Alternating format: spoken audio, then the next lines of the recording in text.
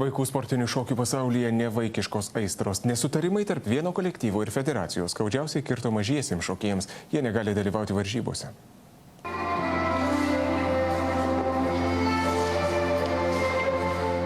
Sportinių šokių klubo ir federacijos nesantaikos įkaitais tapo patys mažiausiai sportinius šokius lankantis vaikai. Kasdien jie pluša po kelias valandas, tačiau varžybose dalyvauti neleidžia sportinių šokių federacija. Tai baudžiamas šokių klubas, esą treneriai iš kitų kolektyvų vilioja vaikus, o tai draudžia federacijos taisyklės. Šokių kolektyvas kreipėsi į teismą dėl šmeižto, buvo išaiškinta, kad vaikai turi dalyvauti visose varžybose. Tačiau federacija teismo sprendimo nepaiso, mažieji šokėjai ir toliau paliekami už borto, varžyboms jie neregistruojami.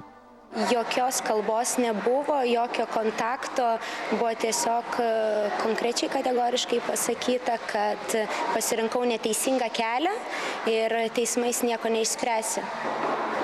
Tai vėl galima sakyti, kad tai yra tiesiog susidorojimas, šantažas. Aš manau, 80–90% šitas sportas išlaikomas iš tėvų pinigų.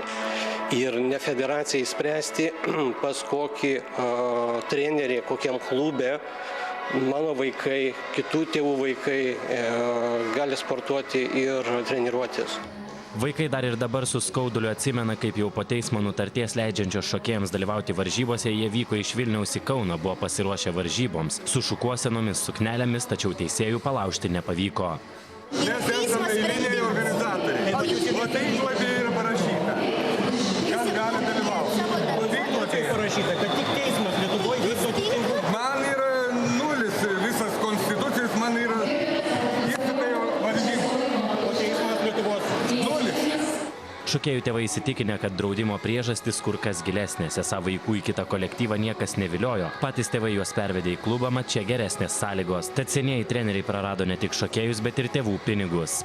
Mums palikus būtent tą klubą ir nusprendus atvykti čia, kur šiuo metu mes šokame, klubo vadovė tiesiogiai pasakė, kad jūs pagalvokite, kur jūs einate, nes to klubo tikrai nebus.